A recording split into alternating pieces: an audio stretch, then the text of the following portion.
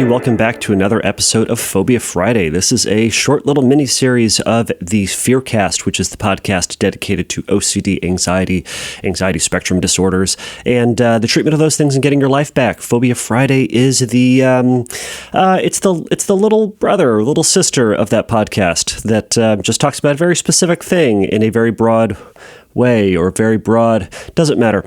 We're talking about phobias, everybody. So phobias are going to be things that we can be afraid of. It's going to be a specific diagnosis. It's often called specific phobia or simple phobias, I think how they used to refer to it. But phobias are things that you and I are afraid of. And there's going to be a big difference between a fear and a phobia that we're going to be going into just very briefly before we get into the subject. But first, I just want to thank everybody for joining me for this. So this is as I mentioned, a short little series that I just thought would be super fun to do. I've been wanting to do this for a while, to talk about phobias and maybe some phobias that perhaps you haven't heard of, because we've all heard of, arachnophobia, which is spiders, and we've heard of, fear of heights and stuff like that. But some of the other phobias perhaps that you are not familiar with or are not being talked about very often. So we are going to try to bring some of these to light for some of you folks who may be experiencing some of these. And you may hear one of these podcasts and discover, man, I've got that thing. I've got that.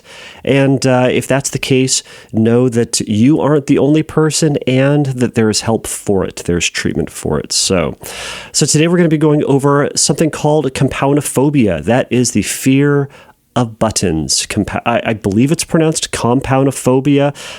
You obviously will see on the title of this podcast the name of it or how it is spelled. It looks like a Hawaiian word. It's got a lot of letters in it. That's what I'm trying to tell you. And it starts with a K. That's my stereotype. I don't know. That's what I'm going with. So it's the fear of buttons, everybody. So very first and foremost, let's talk about fear versus phobia. So fear is going to be the unpleasant emotions caused by the perception of danger. Now, phobia then is going to be the excessive and persistent fear of objects or situations that may or may not be actual threats. So again, sufferers are going to respond to phobias with excessive attention, energy, action, and avoidance. And the key here is going to be the excessive. So as I mentioned, we're talking about the fear of buttons. And some of you out there, I know what you're going, buttons? Really? The fear of buttons? Really, man? Yes, the fear of buttons. That's the fun part about phobia, is that fears are only limited by our human imagination, and you and I can imagine a lot of things and experience a lot of things. Man, you can be afraid of anything, because the brain is a very scary and sad and fun and exciting and unpredictable place. So fear of buttons, here we go. So I did a little bit of research on this, and I've spoken with some people who have Koumpounophobia, watched some videos of it. There's going to be some okay information out there. There's going to be some awful information out there, and I'll talk about those. But from the research I found, I kind of found that there are three different categories that generally this fear falls into. One is going to be the fear of harm.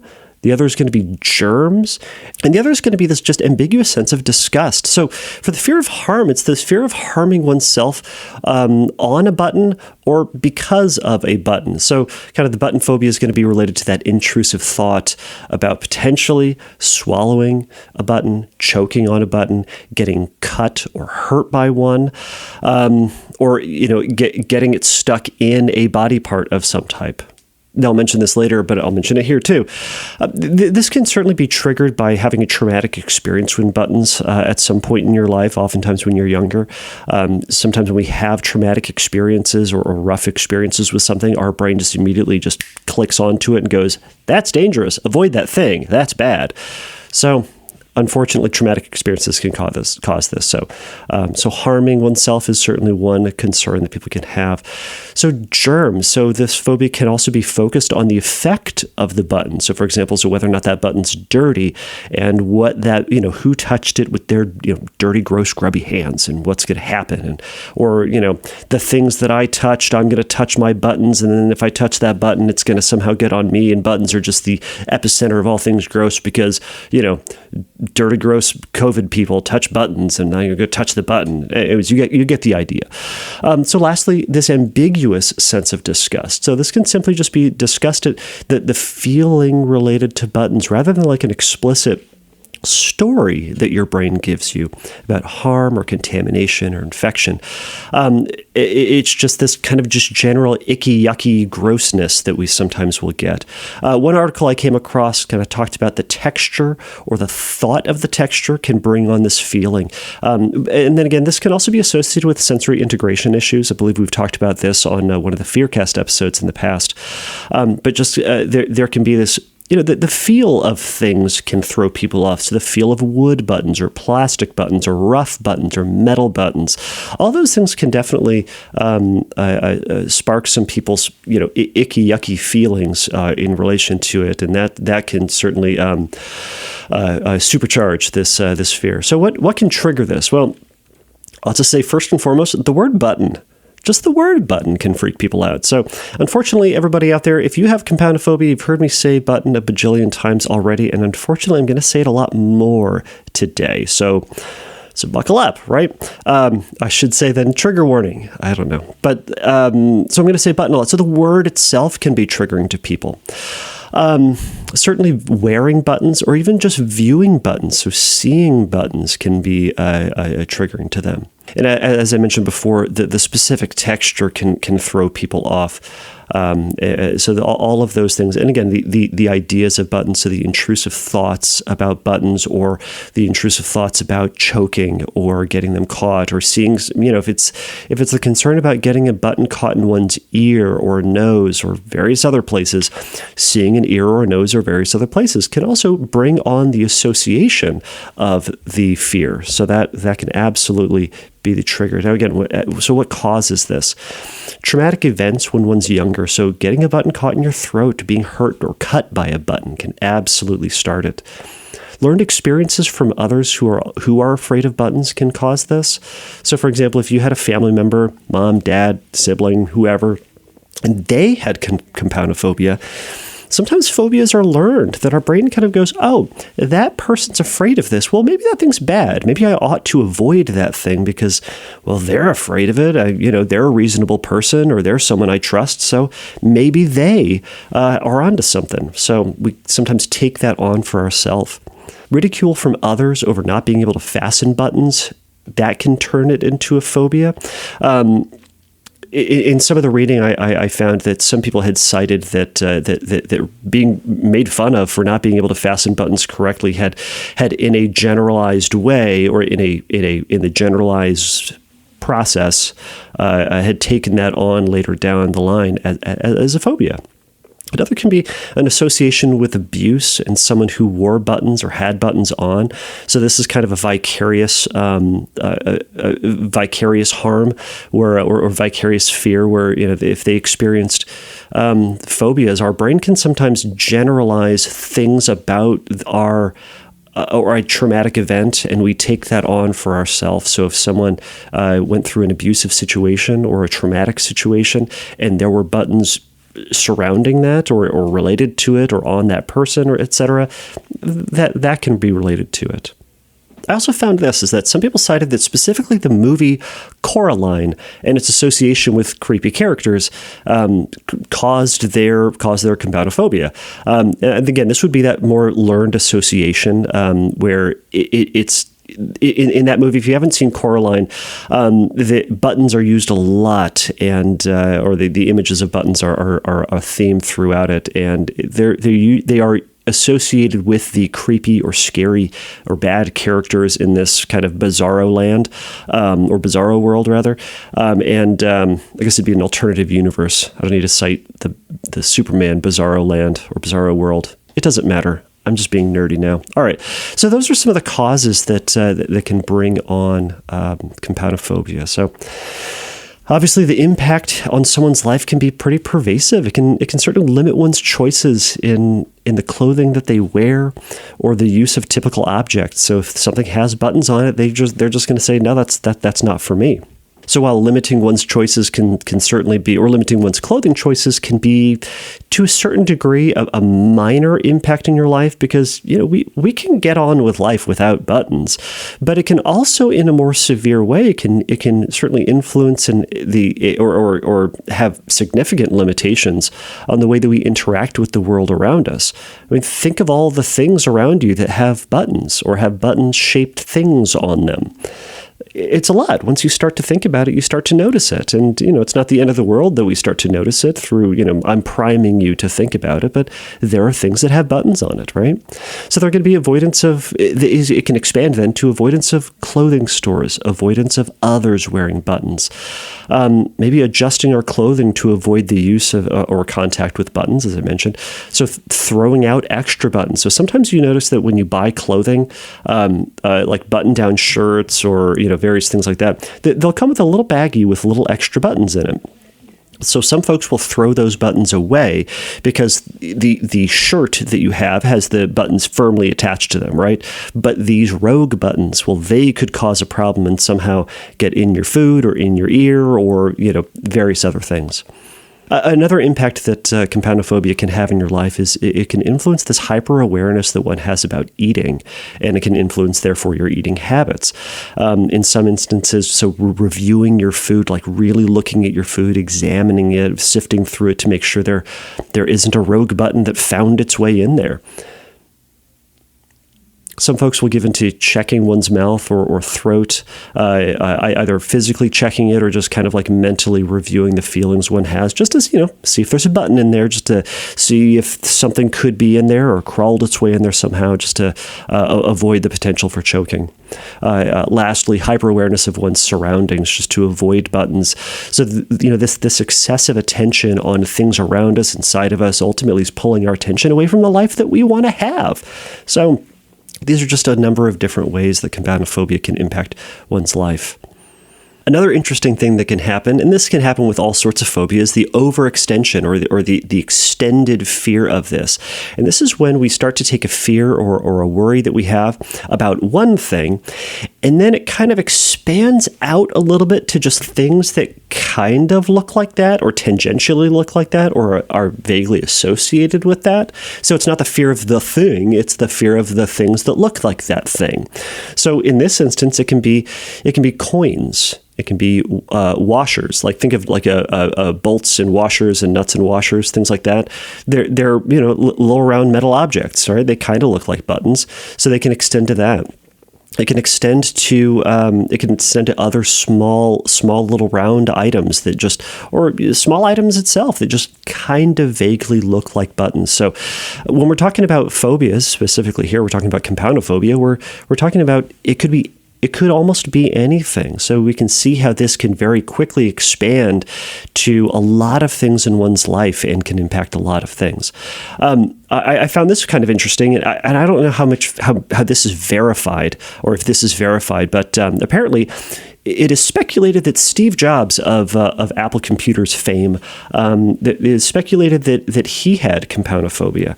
Now, I'm going to say speculated because he didn't really say that he had Koumpounophobia or fear of buttons, but he apparently said in a 2007 interview that he insisted that the iPhone would not have buttons, and that he was trying to get rid of all the buttons on things. And, every phone in 2007, I know this is a billion years ago, they all had buttons on it, physical things that you pressed.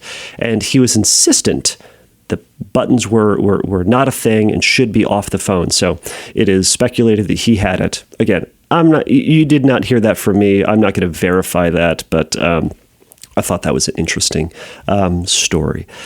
All right. So everybody, this is going to be the biggest question with all sorts of phobias is what can we do about it? So as you know, I'm a behaviorist, so I'm going to be focusing on CBT, ERP, mindfulness.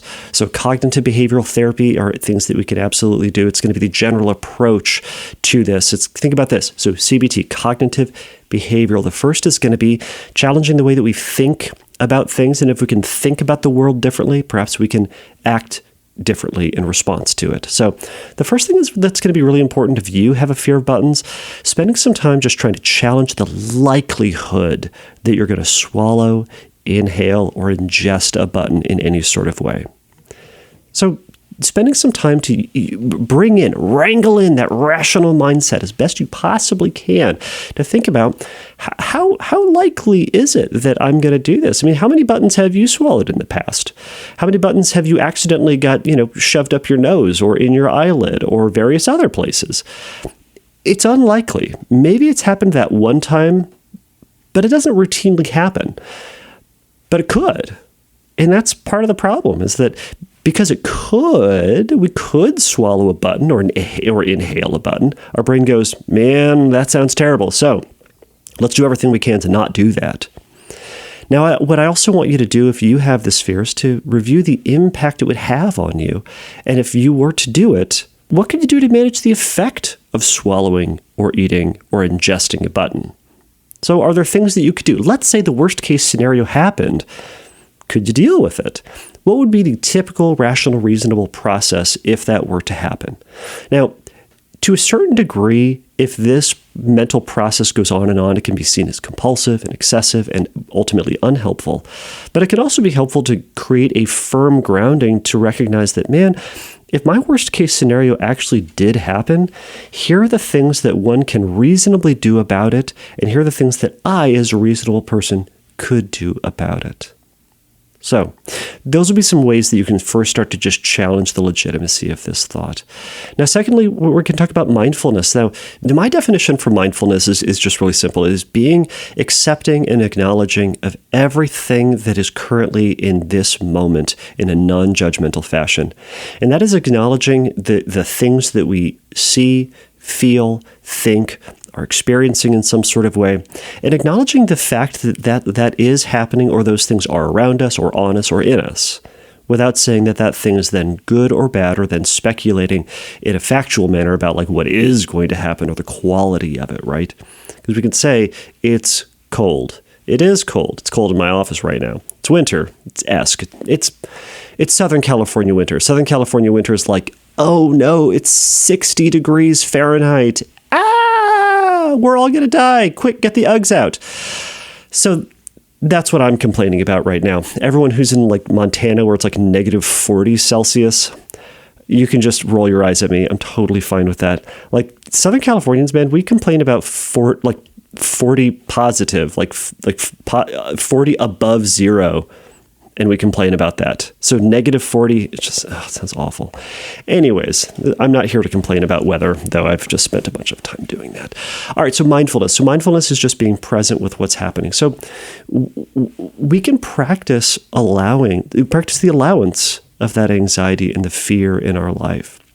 Saying that, okay, I can have this anxiety because the fear of swallowing a button, or the fear related to swallowing a button, is not the same as swallowing a button, right?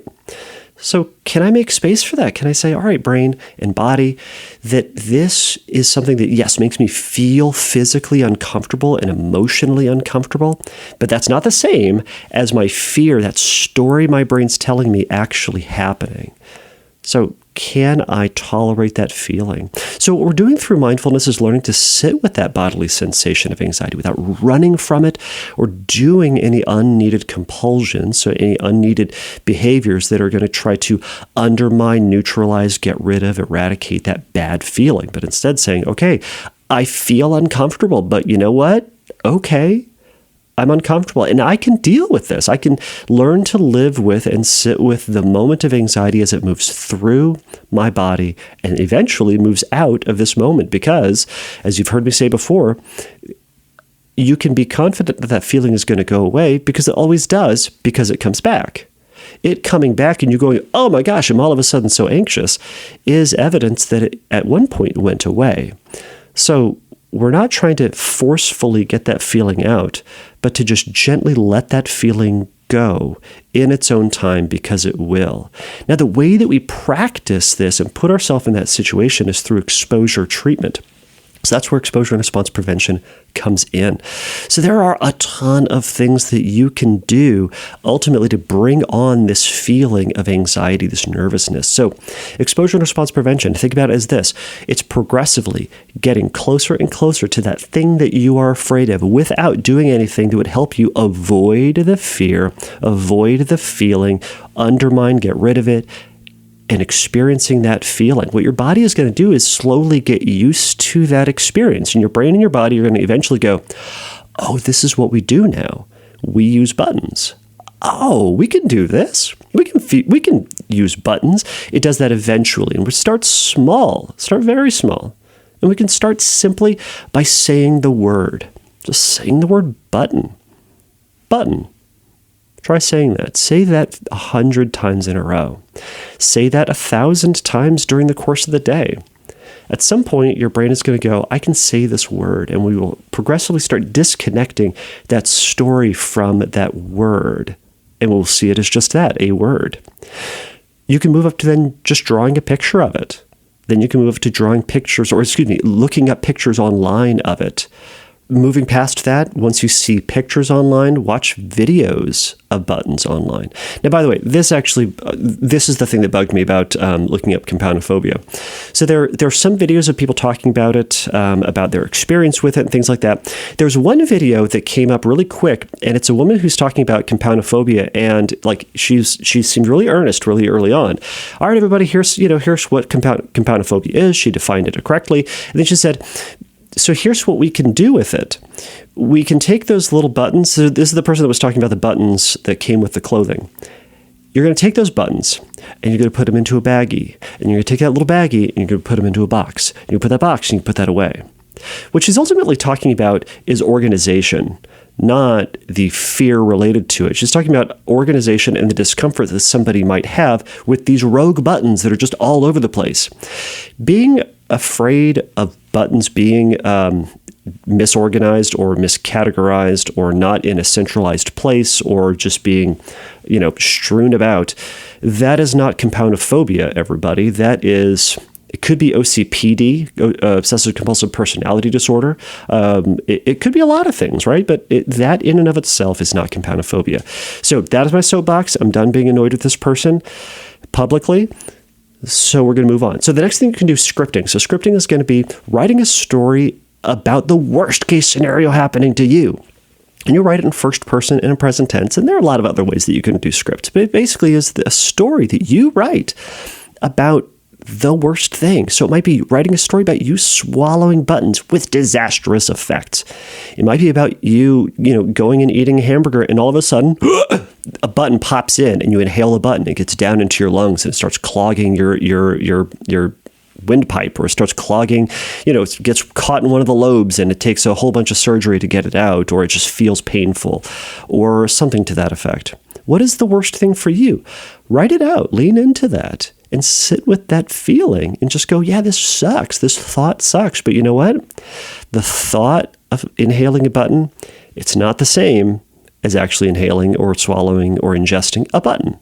So another thing you do, you can watch a movie. So watch movies and really focus on the buttons that people wear. Specifically, as I mentioned before, watch Coraline. Now, Coraline might be a higher level exposure for some people because it's really direct and really used in a fearful manner. So be sensitive with yourself in this progressive fashion. You can work up to wearing buttons. Now, you might already be wearing buttons, but you can make a point to wear the buttons and maybe feel the button, notice the texture of it. So again, start small and move up. If you are someone who at this point does not wear buttons at all, start with something that's a small button, or start with something that is a big button that is hard to swallow or ingest or get stuck someplace. So it may be for you, the bigger the button, the problem. Maybe for you, the smaller the button, the problem. The smaller the button, the bigger the problem. You get the idea. So think about that for yourself as you keep moving up. You can also keep loose buttons in your pocket. So remember all those buttons we keep talking about? Keep a couple in your pocket. Put your hand in there. Move them around a little bit. Feel what they're like. You can leave buttons around the house, leave them on your desk, leave them in your room, leave them in the kitchen, all over the place, right? Because the possibility that you might put one in and ingest it, suck it in, something like that, that would be a great sort of passive exposure or an environmental exposure where you create an environment in which you cannot escape your fear. So that would be a fun one to do. I'm just going to do 2 more. So putting pictures of buttons around, again, that's kind of an environmental exposure. So that would be a great thing to do. So lastly, this is kind of a higher end exposure. This would be actually, once you do all those things and you start getting more comfortable around buttons and you're tolerating those thoughts and you're resisting the urge to get to like run, but staying in that feeling for longer periods of time, you can take a button and you can put a button in your mouth while you're breathing.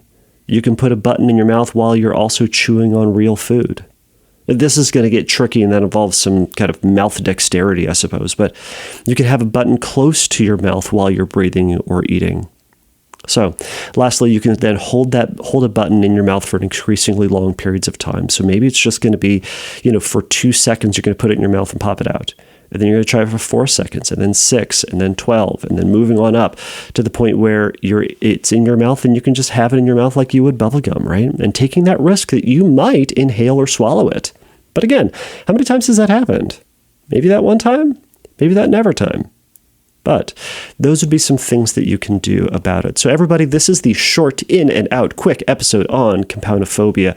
So please remember, everybody, if you have questions about this, if you have Koumpounophobia yourself and would like to share your story, go over to fearcastpodcast.com. You can go to the submit a question link. That's just going to be the way that you can contact me, putting some information there. Let me know what your experience was like. Let me know if I missed something. Let me know if I incorrectly or inaccurately portrayed some of this information. I want to try to make this accurate. And if I did screw something up just royally, I will adjust that and I will make a correction and apology in a future episode. But if you want to share your story and feel comfortable, let me know your story, and I would love to share that on a future episode. Additionally, everybody, in the Phobia Friday series, if you have a specific phobia that you would like me to discuss, maybe in a future season of this, since this will be a short mini series, I'm only going to be doing 6 of these for now. But if you'd like me to share one in the future, let me know. Go over to fearcastpodcast.com and let me know there. Or you can, I'll be advertising this on Instagram. You can let me know in the comments section of Instagram. All right, everybody. So please remember that the Phobia Friday and the Fearcast are not a substitute for psychotherapy. If you have questions about therapy or are trying to get a little bit of extra help in your treatment and recovery, go over to fearcastpodcast.com, go over to the Find Help link, and there'll be some tips and some help for you there. All right, everybody. Until next time, take a risk, challenge yourself, and don't take your brain too seriously. Bye.